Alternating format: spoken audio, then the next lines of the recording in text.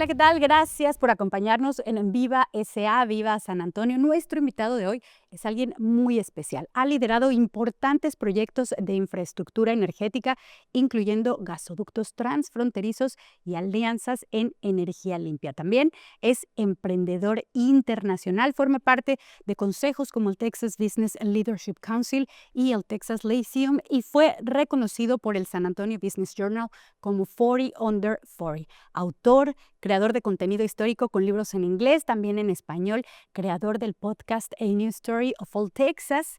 Y nos da mucho gusto recibir aquí en el estudio a Brandon Seal. Bienvenido, Brandon, a esta que es tu casa. Gracias, Carla, por invitarme. Es un honor estar aquí contigo y acompañarte en tu programa. Muchas gracias. Fíjate que yo quise un poquito resumir toda tu gran trayectoria, pero me gustaría para comenzar y romper el hielo que tú nos dijeras en una sola frase cómo te defines. Híjole, ¿cómo ¿Te me la puse defino? difícil? En una frase. Porque hay Sí, sí, muchas sí, sí, cosas que decir empezando de con lo ti y fácil. yo ya les dije algunas. ¿Sabes qué? Siempre me viene a la mente de uno de mis frases favoritos del libro, mejor libro en la historia del mundo, del Quijote. Lo que dijeron de él cuando había fallecido fue que murió cuerdo y vivió loco. Pues lamento decir que yo no tengo la valentía, me falta la valentía para vivir como loco, pero al menos como inspiración de aprovechar y vivir y hacer cosas interesantes en esta vida y tratar de al menos morir sonriendo, pues esa idea sí me inspira. Ah, qué bonito, me encanta eso. Oye, tu carrera, vamos a comenzar con tu carrera. Comenzó en el mundo energético, los negocios. ¿Qué te llevó a desarrollarte en este sector? ¿Por qué llegaste ahí? Sí, estudié filosofía y letras, los cuales no sirven para nada. Entonces, Pues no cuando para perforar pozos. o para pagar la luz tampoco. Como te puedes imaginar, cuando yo llegué a terminar mis estudios en TEC de Monterrey, se burlaban mucho de mí por esas especializaciones, ¿no? En filosofía y letras. Pero ¿sabes qué? Tiene que ver, creo, con una fascinación que siempre he tenido para el romanticismo de la historia de esta región, de Texas y de México. Seguro que esa fascinación influyó mi atracción a la industria energética. Es una industria muy icónica aquí en Texas, pero también mi atracción hacia México y pues hasta mi matrimonio con una ranchera. No te Ah, con una mexicana. Oye, pero a ver, entonces estudiaste filosofía y letras, entraste al mundo energético y ¿cuándo llegó la historia a tu vida y decidiste investigar tan a fondo? Sí, en 2003, pues me gradué, y salí a trabajar en los campos petroleros en el sur de Texas y el norte de México, precisamente porque ese fue donde yo quería estar. Son las regiones, son las zonas que más me interesaban y en realidad había muy pocas otras opciones en esa región. Ujú. Te digo, en 2003, la industria petrolera en particular, pues no fue muy popular o más bien es como que estaba ha vivido años muy difíciles, muy duros económicamente, pero no sé, la oportunidad de estar en mis tierras, en la parte del mundo que más me fascinaba, fue el gran motivador en ese sentido.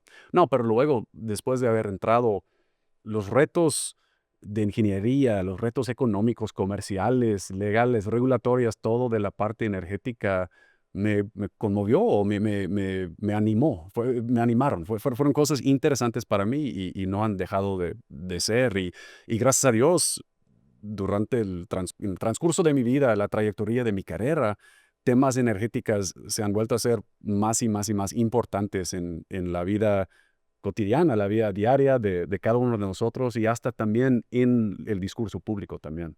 Oye, y entonces hoy te dedicas más a la asesoría, ¿cierto? En temas Sí, energéticos. pues llevo más que 20 años en la industria energética, muchos de esos en México. Participé en el primer pozo no convencional en México, el Emergente 1 en 2010. También fui presidente de la construcción de un gasoducto entre Laredo y Monterrey, que se llamaba la Nueva Era. Últimamente fui presidente de West Texas Gas Utility, que fue la distribuidora de gas natural y para el sureste de Texas y el norte y partes del oeste, lo que me llevó al mundo de los data centers, que ahorita lo están citando o instalando aquí al oeste de San Antonio, en Abilene, donde nací yo, por casualidad, y en otros lugares así. Entonces, no sé, ha sido una industria de muchos cambios en los últimos 20 años y yo he vivido todos ellos. Oye, una carrera muy exitosa, sin duda alguna. Y antes de pasar de por qué te metiste de lleno en la historia, ¿qué fue lo más difícil de esos puestos a los que llegaste? Porque aquí lo que queremos es seguir las pistas correctas hacia el éxito. Sin duda, tu carrera es exitosa, pero no fue fácil, ¿no? Sí, Hoy lo no, platicamos muy rápido, te fue muy bien, tuviste grandes cargos, pero ¿qué es lo más difícil en el sector Sí. energético de lograr esos cargos y cómo lo superaste? Mira, antes de cumplir 27 años, yo ya había vendido mi primer negocio. Yo pensé que era el mero mero, que ya había conquistado, pues aprendido cómo hacer todo el ¿De tema. qué era ese negocio? Fue paneles de solares, de hecho, paneles de solares. Creaste la empresa Sí, y después la vendiste. sí, basado en Austin en esos años. Y lo vendimos y nos fue muy bien. Pues luego mi segunda aventura emprendedora no me fue tan bien. De ¿Cuál hecho, fue fue esa un segunda? fracaso total. Fue perforación de exploración, pozos de exploración en el sur de Texas. Pero lo que más me dolió de eso fue que armé los fondos para la compañía principalmente de amigos y un amigo en particular, un mentor, este, y perdí casi todo ese dinero y me costó muchos años para perdonarme a mí esa Dinero de caída. tus amigos. Sí, ¿Y exactamente. Es perdiste los mucho más amigos fácil. también? Sí, no, no, es el Ellos sí chiste. se quedaron No, ahí. siguen como muy buenos amigos y ¿Y cosas. cómo saliste de ese bache? Ay, pero sabes el chiste es que yo creo que ni siquiera él en particular me culpara tanto como yo a mí ¿Cómo tú mismo. te sentías? Sí, sí, sí, sí. De hecho, por muchos años yo quería que se enojara conmigo por haber Que pedido te ese dinero, reclamaron. pero no sé, él siempre tenía una perspectiva muy filosófica de que pues no todo sale bien, pues, pero eso es parte es que tú escoges con quién quieres andar, y eso es lo más importante porque los que te rodean te van a formar. Entonces, Claro. gana o pierda, lo importante es escoger con quién quieres estar y pues fuimos honestos en todo el proceso y transparentes y en por qué no funcionó. Y mira, la verdad es que la industria energética sí puede ser de muy alto riesgo y los inversionistas lo saben, ¿no? Que tienes posibilidad de hacer un retorno muy bueno, pero también de perder casi todo. Es parte de. Y más amigos como esos necesitamos uno Increíble, es en la vida. increíble. Todavía no, lo admiro aún más. ¿Y después de ahí qué vino? Después entré en mi puesto como presidente de Howard Energy México y por 10 años desarrollamos proyectos en la frontera con México, incluso el gasoducto famoso Nueva Era que corría de Laredo a Monterrey. Lo construimos en el transcurso de como 5 años. Fue un proyecto muy duro, 200 millas en una zona complicada, pero también varios otros proyectos. Y no sé, fue un proyecto con mucha, no quiero decir prensa, pero fue muy importante ¿Muy para la región. mediático? Sí, bueno, sí, poquito mediático, pero más que nada fue parte de la reforma energética de México. Si te acuerdas, en 2013, 14 fue Claro, un claro. cambio constitucional muy importante Importante. en la historia de México y llevó mucha inversión y conectaba aún más las economías del norte de México con Texas, que Ujú. algo con que estoy muy, muy alineado. Entonces, no, fue uno de los proyectos que en tu vida, si tienes suerte, te va a tocar uno de esos. Y gracias a Dios nos fue muy bien y lo llevamos en tiempo y forma y ya. Yo diría, y a quienes nos escuchan los jóvenes hoy, más que suerte, yo creo que el camino fue la experiencia, por lo que tú me cuentas, a resistir, ¿no? Esos fracasos que no les podemos llamar de otra manera, y llegado el momento, llega la oportunidad y la experiencia es la que te saca adelante. ¿Crees que sí o que no? Sí, y lo que ahorita se me está ocurriendo es algo que estamos platicando antes de empezar el programa, es la idea de que tienes otra personalidad en cada idioma Ah, sí, que cierto. dominas, ¿no? Que en inglés tenía una personalidad y en español otra. Eh, Voy a decir que yo creo que fue mejor preparado para aguantar los golpes, los retos del negocio, de la industria en español, que aprendí cuando ya era adulto. Entonces, cuando ya mi mente más madura, más preparada para enfrentar con los retos del mundo, enfrentar los retos del mundo, que cuando, por ejemplo, con mi segunda aventura emprendedora, que no me fue tan bien, era más, pues, no tan maduro y era, pues, en inglés, todo eso. Entonces, hoy en día creo que han combinado más mis personalidades, pero sí es interesante. Obviamente se aprende más por errores que, que Que por por el los éxito. éxitos, claro. Bueno, si quieres pasar una tarde muy aburrido, pues platica con alguien que no ha sufrido fracasos, ¿no? Pues no tiene nada que No tiene contar, nada que contar. simplemente. Oye, hablando de alguien que sí tiene mucho que contar, eres tú sobre bueno, del Álamo, pero en particular, y ya entrando en temas de historia, la batalla de Medina. Todos sabemos del Álamo, pero vamos a entrar de lleno en la historia. ¿Por qué crees que esta parte de la historia fue ignorada por tanto tiempo? ¿Cómo la descubriste? ¿Cómo te enamoraste de esa historia? Te doy un poquito de contexto. Por favor. La batalla de Medina fue la batalla más grande, más sangriente en la historia de Texas. 1,300 personas que Sí, perdieron la vida. perdieron la vida, y luego después de la batalla, pues entró el ejército español aquí a San Antonio, encarcelaron todas las mujeres, los niños, pues luego fusilaron a 300 otros hombres que se habían refugiado en la iglesia. No, hombre, fue un masacre horrible, pues casi la mitad de la gente de San Antonio perdieron su vida en ese año. Y formaba parte de la guerra de independencia de México, México. de España. De hecho, y nosotros ayudamos a recuperar este documento, la declaración de independencia que emitieron ellos en 1813 fue no solo la primera declaración de independencia de Texas, pero también de México. Fue como seis meses antes de Morelos y Pavón y los sentimientos de la nación y todo eso.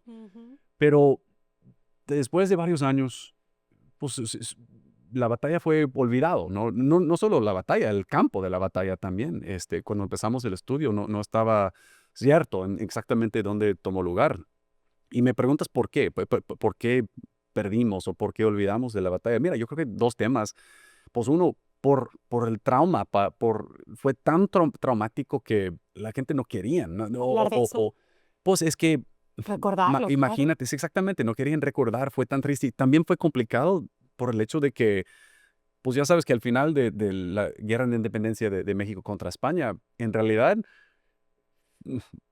terminó cuando los realistas mexicanos cambiaron de bandera, pues reabanderaron como a favor de la independencia. Y entonces no había un juzgado, un jurado, no había un momento en que en realidad había una más bien venganza contra los que habían perpetrado o llevado a cabo esos masacres en algún sentido. Entonces fue como una herida que nunca se curó, Ok. nunca curó.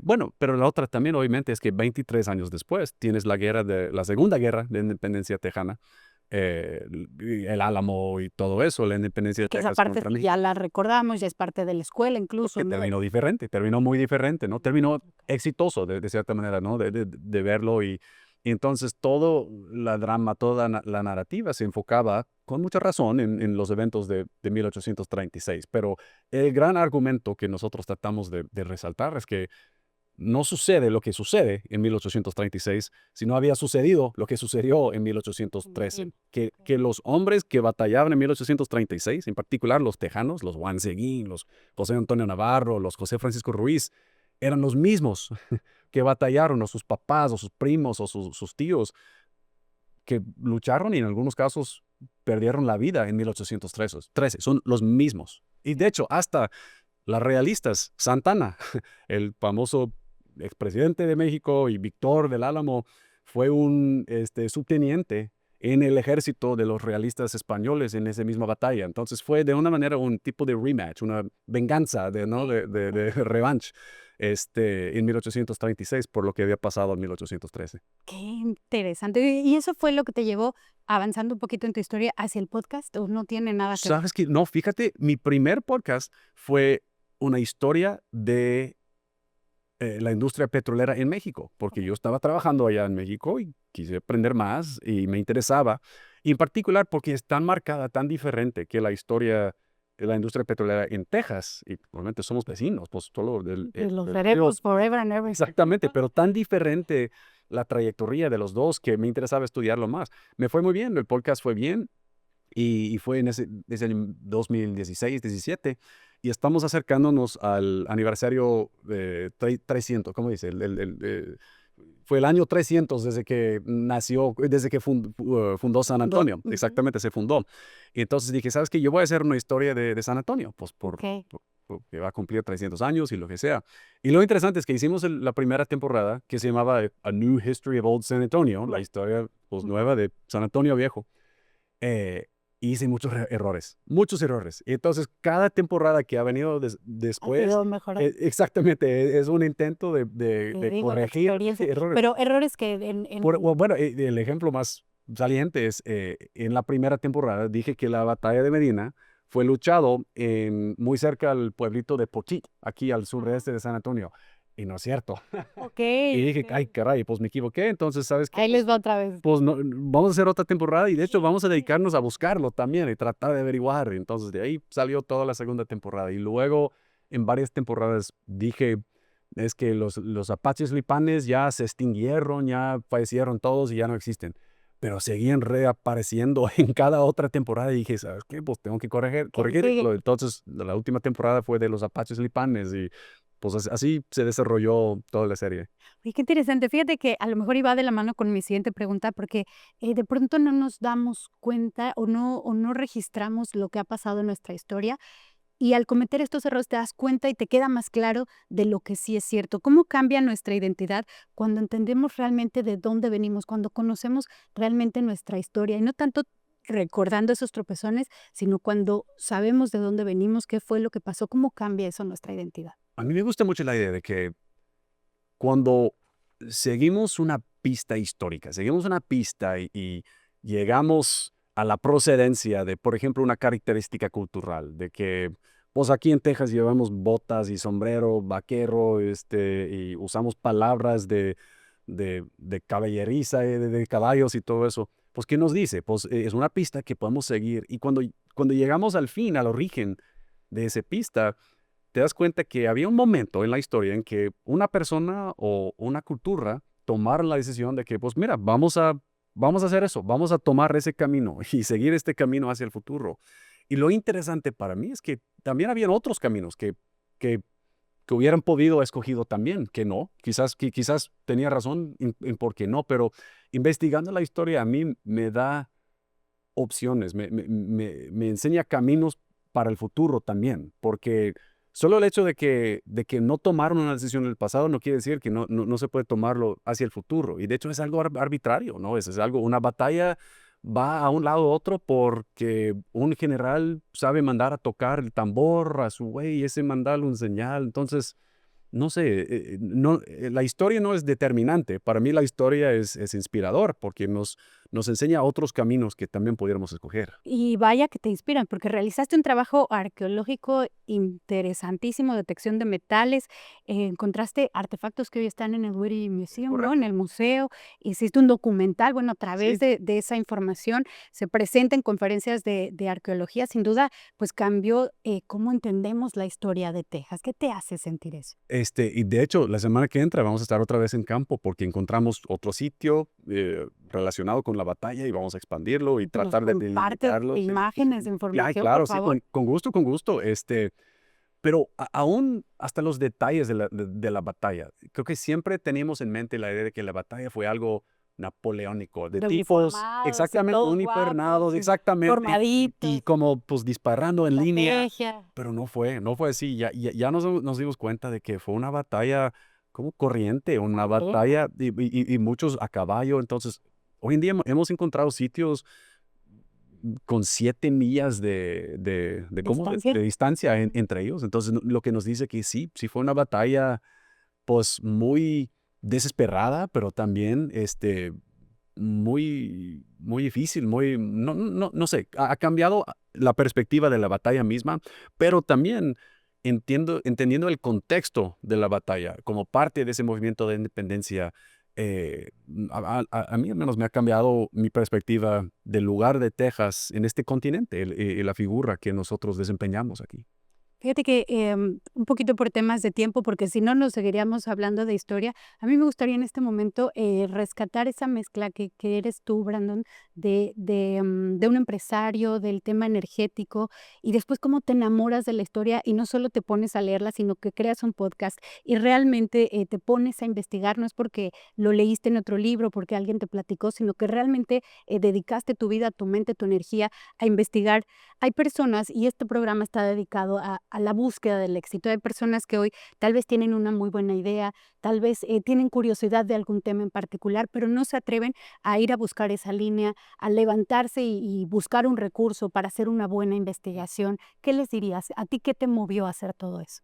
Pues mientras hablabas, se me ocurría que sí, hay algo en común con la idea de ser empresario y ser investigador independiente de historia, ¿Qué? es la idea de tratar de entender temas a su raíz, ¿no? De entender las cosas, de no confiar en lo que te dicen los otros, lo que te dicen fuentes secundarias, pero tratar de ver las fuentes primarias o al raíz del problema. Pues también cada negocio exitoso es un negocio que ha entendido un mercado, un cliente o algo a un nivel que otros no lo habían entendido, ¿no? Entonces, hay algo relacionado allí. Pues seguro que también, no sé, ciertas regiones te conlleva a ciertas industrias, ¿no? Pues quizás si hubiera nacido yo en, no sé, California, pues me interesaría mucho los vinos, no sé, pero o más bien la tecnología o algo quizás, ¿no? Pero aquí estoy, estoy en Texas y uno va en mano con la otra, ¿no? La historia, la industria energética, yo creo que aquí somos muy buenos en pensar en esos temas energéticos, ¿no? En el valor y la importancia de la eficiencia energética y no sé, como puedes ver, es una bola de ideas que no he formado y articulado súper bien en mi mente, pero va uno con la otra. Es que creo que es como dices, ¿no? La región un poco te determina, pero bueno, tú te saliste de esa región, fuiste a México, regresaste, uniste puentes, Pero para mí ¿no? ese solo fue, en realidad, fue muy raro para mí que nuestro mundo, digo, el mundo anglosajón o algo, terminaba en el Río Grande, el Río Bravo, ¿no? Que el río no es nada, pues lo has visto, ¿no? Es un charco más que, de hecho, algunos Hoy veces no llegan ni al Golfo, ¿no? sí. Pero entonces para mí ese fue una aventura, ¿no? De cruzar ese río y tratar de entender. Y aparte, sabiendo lo que sí sabía de la historia de Texas, que muchos de nuestros fundamentos Venían de allá. como Texas vienen de allá, ¿no? Y de hecho me atrevo a decir que las cosas que nos hacen distintos y lo que nos hacen más interesantes, tejanos, anglo-tejanos, indígenas, todos de esta región, lo que nos hace más interesantes que los de las costas de este país son esa magia, esa ascendencia pues, hispana, indígena y la mezcla que aquí se ha formado o se ha molcajeteado sí, en una masa más interesante De lo que que, somos hoy. que los bolillos del pan sencillo de allá. Vamos a entrar de lleno en ese tema cultural que ya platicábamos también antes de entrar al aire. El idioma, ¿no? La región, cómo tenemos esta doble personalidad, platicábamos, ¿no? Tú con el español y yo ayer que fue mi primer evento en inglés, Te felicito. que muchas gracias, de verdad, yo me sentía que dominaba la situación, pero el idioma, más que ser una barrera, debe ser un nuevo camino, ¿no? ¿Cómo vives tú eso con tu familia, con tus hijos, ahora con tu trabajo, con tus compañeros de trabajo? ¿Qué les dices? Oye, tienen que aprender español o Pues no. para mí es un superpoder, es una palabra que tú dijiste, pero que yo siempre uso con mis propios hijos, que la experiencia no tanto de vivir en otra cultura, como cuando yo vivía en Monterrey cuando tenía 20 años, pero más bien de aprender otro idioma, fue como encontrar otro cerebro dentro de mi cabeza, otro personalidad, otro Brandon, ¿no? Adentro y hay mucha esperanza en esa idea, ¿no? Que no necesitas necesariamente toda la terapia o la droga o lo que sea, pero que tú puedes encontrar otra versión de ti mismo. Y no dudes, pues es Brandon, pero es Brandon en español y no sé, se formaba de una manera diferente por las experiencias que yo viví en México, dentro de esa cultura. Hay una mágica y hay una manera de sanar el espíritu, en entrar en otro idioma y seguro que lo has experimentado tú también, ¿no? Que Todos los días, pero me gustaría preguntarte, a lo mejor como adultos ya lo asimilamos un poquito más, al final ya tenemos una vida caminada, yo en español, tú en inglés y después al revés, pero a tus hijos, ¿qué les dices sobre este tema bicultural? ¿Qué les enseñas? intentamos de criarlos empezando en español. Todos mis hijos empezaron en una escuela muy buena aquí en San Antonio, el Pineapple School, La Piña, se lo recomiendo a todo el mundo. Entonces empezaron los primeros 5 años de su vida en español, 100% en español. De hecho, mi hijo de 5, de 7 apenas están aprendiendo ¿En inglés? el inglés. Sí, sí, sí, sí, sí.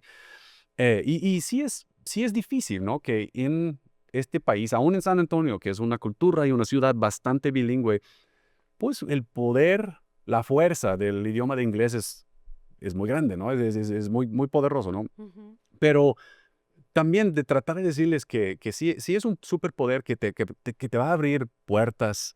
Y no me refiero a temas profesionales, no me refiero a temas no sé qué, pero es como que te da perspectiva a otro mundo que los que no manejan, que no se defienden en los idiomas, van a batallar más para entender. No es que son no entendibles, pero es más difícil, ¿no? Si no entras en el idioma, no es lo mismo. O sea, el mundo se amplía simplemente con la intención, con las ganas y comenzando a hablar otro idioma. Y creo que lo que estoy tratando de decir es que el mundo es mucho más brillante, es mucho más optimista si te das cuenta de que puedes cambiar su personaje, tu personaje un poquito, ¿no? De que existe adentro de ti, adentro de mí, adentro de todos, otra versión de nosotros mismos que ojalá que, no sé, en algunos casos quizás no es una persona mejor, pero es diferente al menos y es capaz de ver el mundo de otra perspectiva. Eso me da esperanza. ¿Qué Brandon te gusta más, el que habla inglés o el que habla español? No, pues me gusta más a mí en español, creo. ¿Por qué? Pues el Brandon en inglés lleva todos los traumas y todo de ser joven, de ser adolescente. Y lo bueno es que Brandon en el español ya estaba formado, ya era más maduro y más, sí, más preparado, más adecuado para enfrentar el mundo. No sé, pues, y no son completamente distintos. Obviamente No, soy la absolutamente. misma Claro, persona, claro. pero no sé, hay muchas ocasiones en que pues, yo he escogido de tratar con mis niños en español. Me siento mejor influencia, pues mejor maestro en español que en inglés, pero sí, no sé. ¿Y tú? ¿Qué Qué tal? bonito. Ay, pues yo sigo encontrando mi personalidad en inglés. Tengo muy poco tiempo acá todavía. Pensaba que era bilingüe hasta que llegas acá y Ah, empiezas a oír, ¿no? Muchos acentos, muchos modismos. Entonces sigo buscando mi personalidad en inglés. Dame un poquito de tiempo pues te deseo mucha y lo suerte. platicamos. Si dentro de 20 años alguien ve tu trabajo, ¿qué te gustaría que recordara, que dijera de ti? Ay, pues como un buen tejano, fiel a sus raíces, ¿no? Pues, no, pues como un hombre serio, y yo trato de ser cosas importantes para mi región, para mi pueblo, para mi gente. A mí me gusta mucho la idea de que estoy en una industria que suministra cosas importantes a cada persona. Pues a mí, no sé, no me gustaría tanto vender, no sé, pues tonterías de juguetes, o no sé, no quiero hablar más de las Sí, decisiones de claro, nada más. todas las empresas son buenas, ¿no? Y todas tienen lo suyo, Exactamente, claro. mi punto solo es que, por ejemplo, yo derivo, yo estoy muy orgulloso de lo que yo hago, de que yo hago cosas importantes que afectan a todo el mundo, que prenden las luces que estamos disfrutando aquí y entonces sí, no, que me ven como un hombre serio, pues honesto y transparente y dedicado a su región. Qué maravilla. Fíjate que aquí en Viva SA tenemos un lema que dice que el éxito no se presume, Mm, se comparte, mm. ¿no? Entonces, ya para despedirnos, me gustaría que compartieras alguna frase, tu filosofía de vida, qué te hace levantarte todos los días, algo que nos dejes para inspirarnos, ya para cerrar el programa de hoy para el público de Viva San Antonio, para Viva SA. En los últimos días he estado pensando mucho en algo que me dijeron una maestra hace muchos años, de que cuídate en lo que practiques porque siempre estás practicando algo. Y el punto fue que en cada cosa que hacemos, cada decisión que tomamos cuando nos despertamos por la mañana y nos ponemos a trabajar, estamos desarrollando un talento. Puede ser que es un talento que te va a servir, un talento beneficioso, o puede ser una tontería, puede ser que estás practicando scrollear en Instagram, si no te cuidas. Y también, pues, soy culpable de eso en algunos días, ¿no? Pero me gusta mucho esa idea, ¿no? De cuídate lo que practicas porque siempre estás practicando algo. Entonces, más vale que sea algo que te importa, que te da valor, que le da valor a los de tu alrededor también, porque también le estás formando a la gente a tu alrededor mientras tú practicas lo que estás practicando también. Claro, tus hijos te están viendo todo el tiempo. Siempre. Todo el tiempo. Brandon, muchísimas gracias. Qué gusto, de verdad, esta plática, qué agradable. Ojalá tuviéramos más tiempo. Lo que sí podemos es volvernos a ver. Muchas gracias, Carla. ¿Te parece? Gracias a ustedes, gracias también a TVSA por el espacio para hacer Viva SA. Nos vemos. Hasta la próxima.